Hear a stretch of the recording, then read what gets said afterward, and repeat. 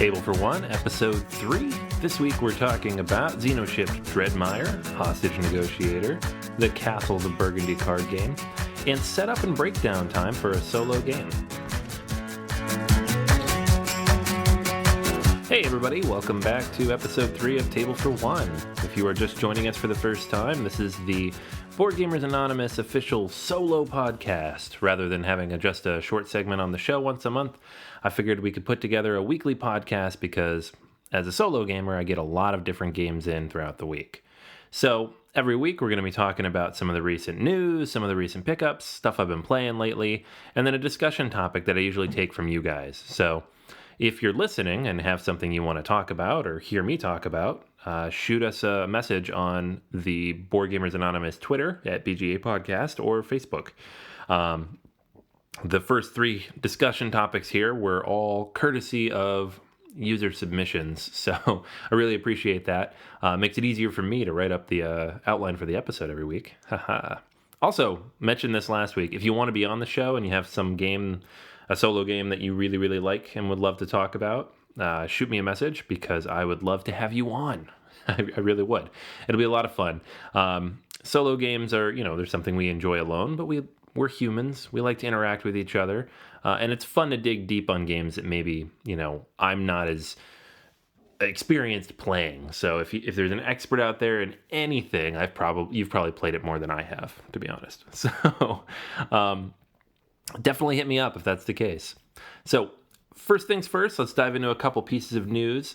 The first one, which happened before this last episode came out, but not before I recorded it, is the Games Workshop and Fantasy Flight deal coming to an end. This was a bit of a surprise. There were rumors floating around for like a week or two, and then it happened. And that means a lot of really good games are now going to be out of print. It also means that I picked up a lot of really good games that might be out of print. I did put an order in for a handful of games that had been on my list for a while and just hadn't pulled the trigger on for various reasons. Most of them are not solo. Forbidden Stars, Fury of Dracula. I already had Warhammer Quest adventure card game. Picked up both of the little mini expansions that came out this year. So that was all covered. Unfortunately, that's all they've released. We're not going to get anything else from that. But I did snag a copy of Space Hulk, Death Angel card game as well. And that is a game that has been on my list for so long, and I just couldn't quite get myself to order it for whatever reason. I've seen copies. I even had a copy once, gave it away for a charity event. It's a great game. I like it a lot. It's just for some reason I couldn't get myself to buy it. So I have purchased it now. I do have a copy. And I am looking forward to playing it a little bit more and losing horribly. So for all the solo gamers out there, if you're just hearing this now, hit up the internet, look for Space Hulk, look for Warhammer Adventure Card Game. Both are pretty much sold out everywhere, so if this is the first you're hearing of this, you might get stuck paying a little extra. But on the plus side, it's fairly likely that Fantasy Flight will take all these mechanisms and put them into a different theme and still build out the game. They spent a lot of time and money developing these systems. They're not just going to let them die because they don't have the Warhammer 40K, etc. license anymore. So my hope is that we see, especially the Warhammer Adventure card game, which is a fantastic game. My hope is that we see that with a different theme on it, whether it's Terranoth or yet another Star Wars game, something. It'd be great to see something come out of that. So same thing with Space Hulk. I don't know that we'll see anything from that. They haven't really given that one a lot of love in recent years. I don't know how well it sells. But if you have a copy, it's now rare and hard to find, so hold on tight. Speaking of rare and hard to find, WizKids finally reprinted the missing Mage Knight expansions that have been hard to find for the last 2-3 years now. I picked up a copy of Lost Legion.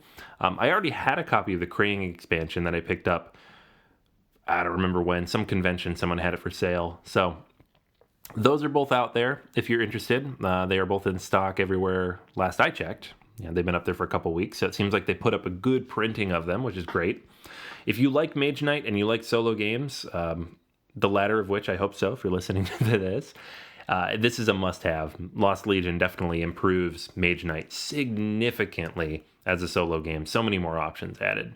So go and grab that while you can. It's like $35 online. Well worth it. I know I mentioned last week I'd be talking about Star Trek Frontiers.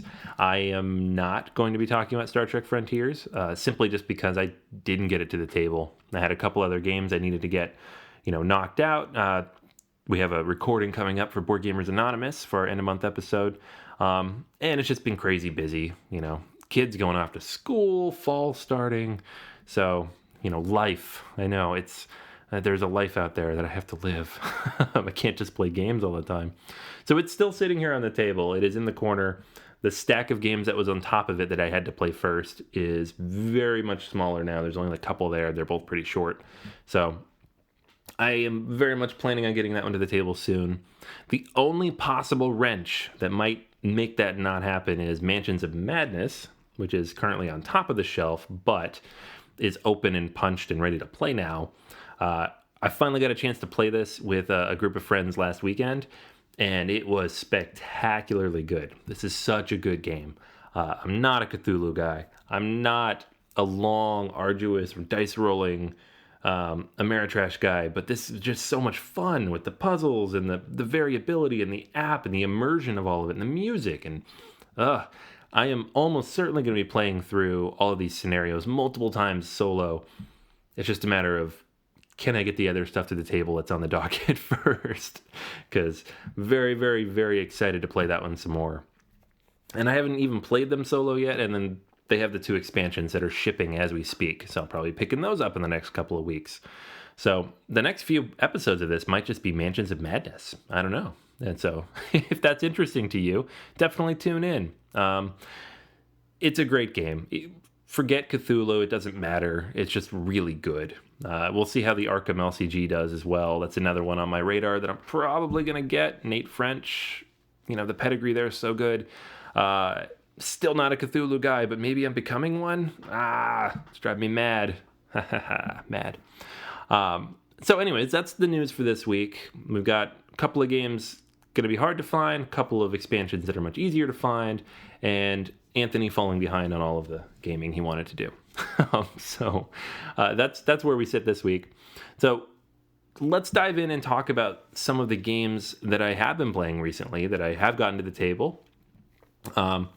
Probably the first one, the most recent, the one I played the most recently is the second iteration of Xenoshyft. If you go back and listen to, I don't even remember what number it was, maybe 91 episode last year, almost exactly a year ago on Board Gamers Anonymous, I did a solo segment and I talked about Xenoshyft Onslaught. And that was the first iteration of this game. And you know what? I really liked it. I liked it a lot, but there were some issues. And I actually got some feedback from listeners that I was not hard enough on the game. And I think it's just because I didn't play it enough, or maybe I got lucky the first couple times through.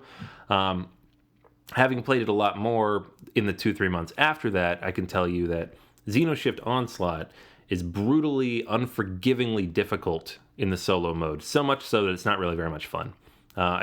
The only time I beat it was in those first 3 or 4 plays when I reviewed it. After that, I did not win again, ever. So, to everybody who called me on that, you were right. I apologize. It is a really tough game. And then, that's, just kind of an aside here in the metagame. As a reviewer, that's one of the toughest parts of the job is you play it as many times as you can before you put that review up there, but then sometimes you find out 6 months later that the game just, something doesn't work right that you wouldn't have found out until after 15 or 20 plays. It's unfortunate, but that's why I come back to it. That's why we talk about it again in the future. So, Xenoshyft Onslaught, still a great thematic game, works really well with 3 or 4 players, does not work very well with 1 or 2. Everybody knows that at this point. So that's why Xenoshyft Dreadmire was so interesting.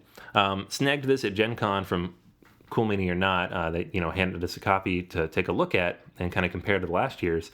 And it is pretty much the same game. Not much has changed. It's a new set of enemies, but all the other stuff is the same. You're still getting Xenosathem. You're buying new troops. You're buying item cards. You're upgrading everything. You still have a limited number of HP for your base based on the number of players, which means solo is still pretty tough. But the two interesting new things they added are, one, weather cards. And the weather cards will trigger based on both your cards and the enemy cards, so they can be really good for you or really bad. Very interesting way to add some variability to the game. And the second thing is variable difficulty, which is so important, especially for the solo game. So it has variables to the rules now that allow you to put out fewer enemies, moderate the amount of health you have available, and kind of just manage it all to the point where you can actually beat the game theoretically. I still haven't beaten it, but I've gotten to the final wave 3 out of the 5 times I've played it, and one of those 3 times I was pretty close. So I'm fairly certain it's possible. If I beat it in the next 5 times, we'll end up with like a 10% win rate, which I'm fine with in a game like this. It's when it was like a 4% win rate that it was just brutally difficult, and I'm fairly certain that one win was luck. So Xenoshyft Dreadmire, it is the same game. If you liked the theme, if you enjoyed it with other people, but just couldn't handle it solo, check out Dreadmire. It definitely has some upgrades over Onslaught. And now with all the different card pools, you can kind of put them together and you have more to work with. So if you really, really didn't like it and it really turned you off for whatever reason, whether it was the difficulty or the theme or just the way the game plays, very little has changed here. There's some additions. There's not significant rule changes. So I would say your opinion probably will not change from what it was before. But if you were really, really close to liking it and just couldn't get over a couple things, consider giving this one a go. So that's Xenoshyft Dreadmire. The other game I wanted to talk about this week is one that, I'm a little late to this because the Kickstarter is already over, but it is one of my favorite solo games from the last year, and that's Hostage Negotiator. Have had this now for almost exactly a year, came out at Gen Con last year, and have been part of the second and third Kickstarter, was not part of the first, so kind of hopped on a little late. But the basic idea of the game is you are a hostage negotiator. You are building up conversation points that you can use to purchase cards that are going to allow you to save hostages from the abductor. And each abductor, there are several abductors in the base game and several more in each of the packs that come with it after the fact. I think with this, second edition or second, bigger expansion that they're releasing now after the Kickstarter, we're up to 7 abductor packs. So there's a lot of different variability there in terms of who you're playing against and what their specials are and kind of how many hostages you have to save and what conditions there are to win, combined with the different demands that they have, the major and minor demands. So the variability of the game was already pretty high, and you throw in all of this extra stuff, even just the expansions that you can get your hands on now, forget the Kickstarter, which won't be in for a few more months, and you have a really deep game with a lot of great options. Now, the type of game we're dealing with here is heavy, heavy, heavy luck-based. So if you're the kind of solo gamer who cringes at games like Space Hulk, Death Angel card game, or even Warhammer Adventure card game, this one might be a little tough for you. It is heavily, heavily based on the dice. And you can do everything right and have all the right cards in front of you and feel like you've played the game perfectly. But if you have, 4 or 5 bad dice rolls in a row, you're going to lose. You're going to have a bad time. And that's problematic for a lot of people. I don't mind at all. I think that adds some excitement to it. It makes the game infinitely replayable. It means at any given time, I might be able to pull something off that's incredible, which is just as exciting as not pulling it off is depressing. So I really like it a lot. It is by far one of my favorite luck-based solo games that I own. But at the same time, I've talked to certain people who just can't get into this game, and that's the reason why. So if you're looking for something different, something, entry-level, low-cost, with a lot of variability and expandability, if you really do enjoy it, this is a good one. It is up there, for me, it's on the same shelf with Friday and Onirim and Sylveon and Castellion. Those are kind of my 5 go-to small box games. If I need something that I can just play on the couch, on the coffee table, it's one of those 5, depending on what mood I'm in. And I'm really, really excited for all the new stuff coming in. So kind of just want to talk about it a little bit just because I know it's on people's radar from after the Kickstarter. I will almost certainly do a full in-depth review of the new version of the game and all the new abductor packs when they come in. But at the moment, just know that this is a really good solo game. If it's not on your radar yet, it should be, unless you really hate dice, in which case, give it a play and see what you think. But I'm going to guess you wouldn't like it if you hate dice. All right, and then the last game I wanted to talk about, just real quick, is the Castles of Burgundy card game. Now, I talked about this on episode 1, so I'm not going to go through all the rules again. It is basically the Castles of Burgundy as a card game, with the sole exception being that the scoring now is based on the tableau that you build, and your score will be in the 20s or 30s, not the 200s or 300s. So all the basic mechanics of the game are the same. You have dice in the form of cards that will buy other cards that are labeled by dice that are also cards. Not explaining this very well, but dice and cards go back and forth a lot. So there's a lot of randomness. You do draw a lot of different cards to determine what your quote-unquote dice rolls are. But in the solo game, the AI player's tableau is determined from the start. You just don't get to see it until the next round starts. Now, I've played this now probably, 15 or 20 times. I've probably won 6 or 7. So win percentage-wise, I'm in the 20s, which is kind of high. But because it's more of a Euro, I'm okay with that. It's not the kind of game that's going to kick my butt. It's not a co-op. It's not a dice roller. I feel like I should win about that much. And there is just enough random luck. Like, you don't know what's in that tableau for the opponent. It could be this perfect combination of cards where they end up with 15 points at the end of the second round, and you can't compete with that. So the most interesting part of this game to me, and the part that I feel really makes it stand out as a solo experience, is that when a round ends, each of the first 4 rounds, your score needs to be at or above Aaron, the artificial intelligence player, or the game is over. So a game of this could be 5 minutes, like if you can't get a higher score than him after the first round. Now, the interesting thing, the important thing, is you get to see what his score is going to be at the start of the round. You're going to flip the cards over. You already know what score you need to beat. So that's going to influence the decisions you make. If you know that you don't need to get any points in that first round, you can focus more on building up for a second round scoring. But if you flip those cards and he already has 4 or 5 points right off the bat, if those first 3 cards are all the same color, which is real bad luck and highly unlikely, and maybe means you didn't shuffle very well. But if they are, then you know you need to try to do the same thing, or you're not going to be able to catch up. Or you need to stockpile silver and sell it off for points. It really influences your strategy to the point that the game is really, really different every time. When you play against other players, it really just feels like Castles of Burgundy. You're going to make decisions that build your tableau. Most tableaus end up looking fairly similar, where most people have 4 or 5 sets and 1 or 2 people went for the full 7. It's exciting, it's interesting, it's quick, but it's a little samey after 5 or 6 plays. The solo game is very, very different every time because of the way you have to match that artificial intelligence player. It's always going to be different, and that's really cool to me. That's why I keep playing this game. That's why I've come back to it so many times. I gave this a recommendation before. I will continue to recommend it. If you don't have a copy of this yet as a solo gamer, I highly recommend you go find one. It is, first off, very inexpensive. I'm talking about like $10 online. It is very small.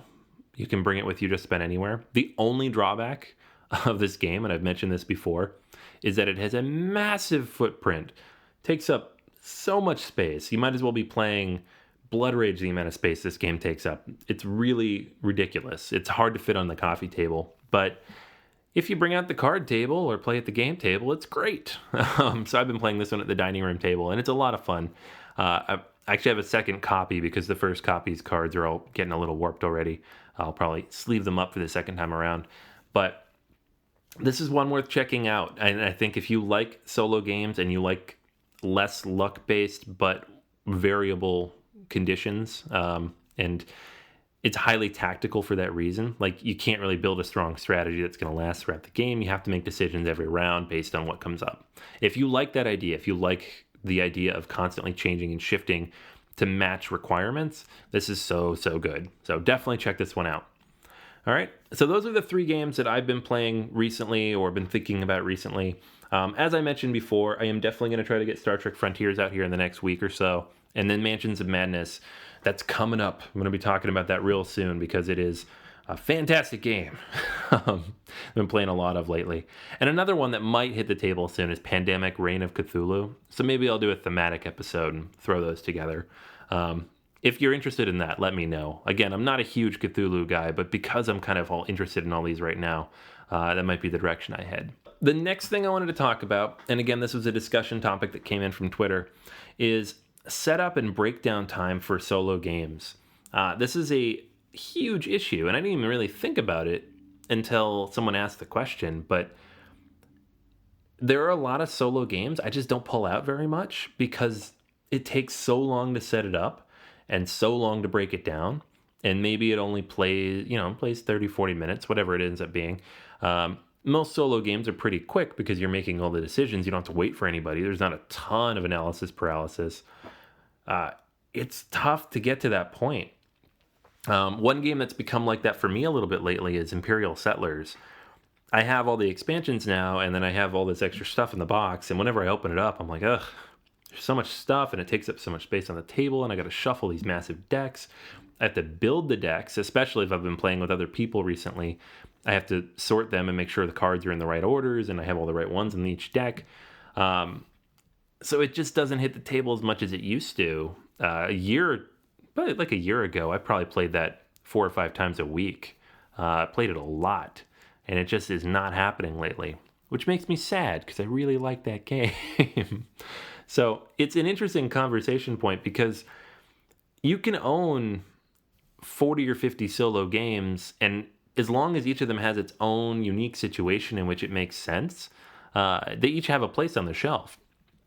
I mentioned I have my shelf over here with the books with 5 short, accessible solo games that I can take out and put on the coffee table and play while we're watching, baseball or something. Those are my go-tos because they do not take up much space. I can pull them out and get them ready to play in like 10 minutes, and they are very accessible. They're right there on the top of the shelf. On the flip side, on the very top of my game shelf is Scythe. And Scythe is one of the most interesting solo experiences of the last year. I loved it. I had a lot of fun with it. I'd love to keep playing it. I played it probably 6 or 7 times the week it came in. But the key is I played it those 6 or 7 times on the same board. Like, I set it up and I didn't take it apart. I just left it on the table for a week, which is absolutely an option. And if you get a new game and it is something that you just love and cannot get enough of, by all means, leave it out. That's one of the coolest things about solo gaming is you can just leave it out forever. But eventually you're going to want to play something else, or maybe you need the table for something else, or maybe you're cleaning, or maybe a family member comes in and decides to knock it all down, and you can't get too upset because it's been sitting there for 4 days. So, I have a similar experience with Mage Knight. I have a similar experience with Scythe. I have a similar experience with Fields of Arle. Oh my goodness, that game takes forever to set up. There's so many bits in the box, and just organizing them all and taking them out of the bags is ridiculous. Such a brilliant, fun game, but getting it set up and ready to go is a bit of a headache. So I think for me, the 3 things that matter most here are how much time do you have?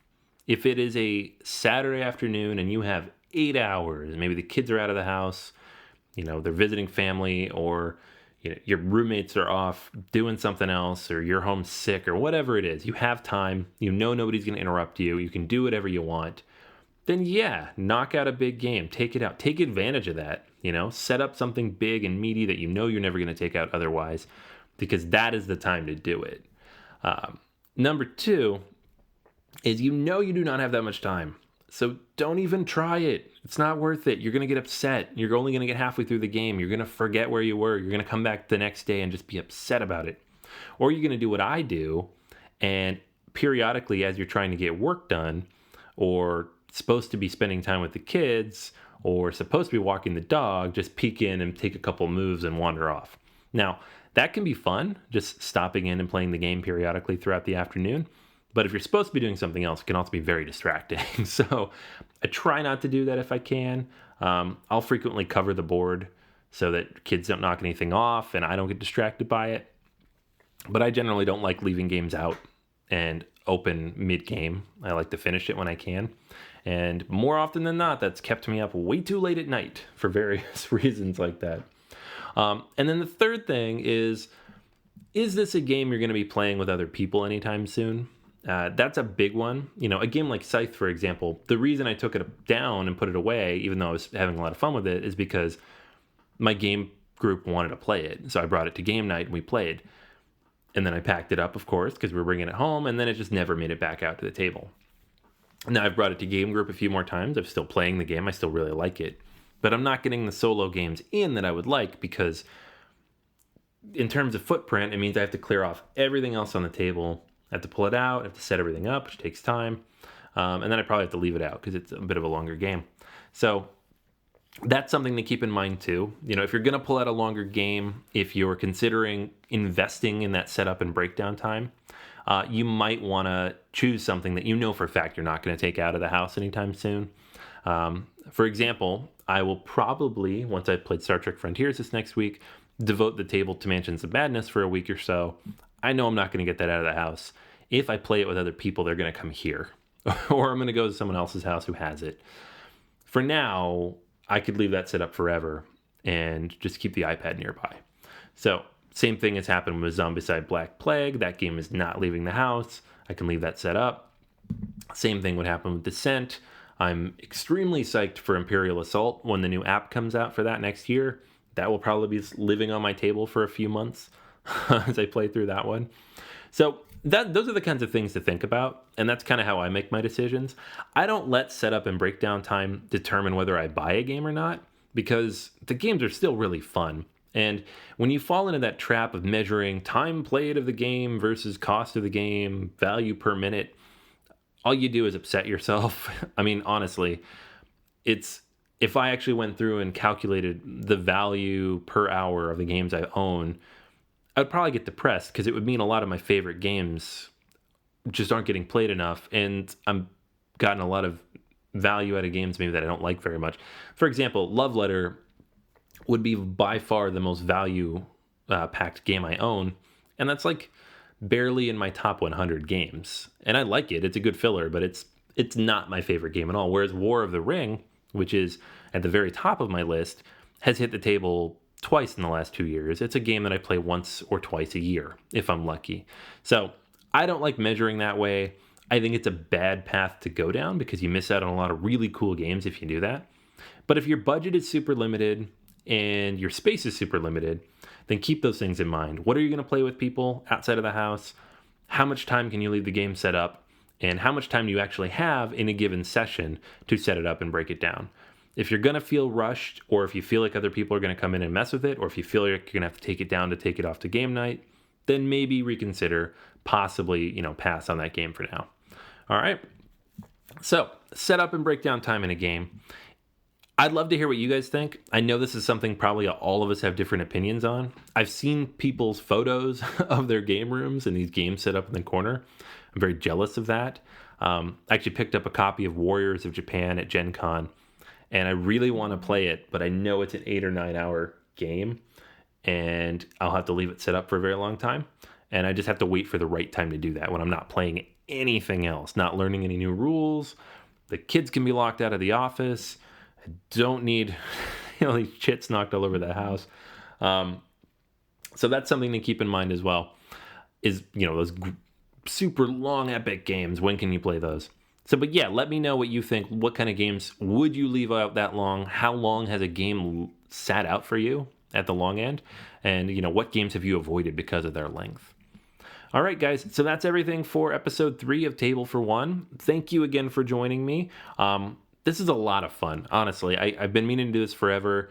I just really enjoy talking about this stuff. And I know even if just a couple dozen people out there listening, hopefully you enjoy listening to this as well. Make sure you hit us up on boardgamersanonymous.com. I post all the episodes there.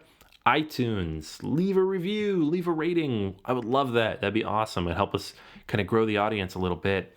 And then we're on Twitter at BGA Podcast, Facebook, Board Gamers Anonymous, and of course our guild on Board Game Geek. We're all over the place. So, check it out. Stop in, say hi, ask questions. Let me know about your setup and breakdown time. Want to hear from you guys. For now, that is everything. And till next week, I'll save you a seat at this table for one. I will somehow find some room, move some chits aside, and we'll get a chair in here. All right. Talk to you next week.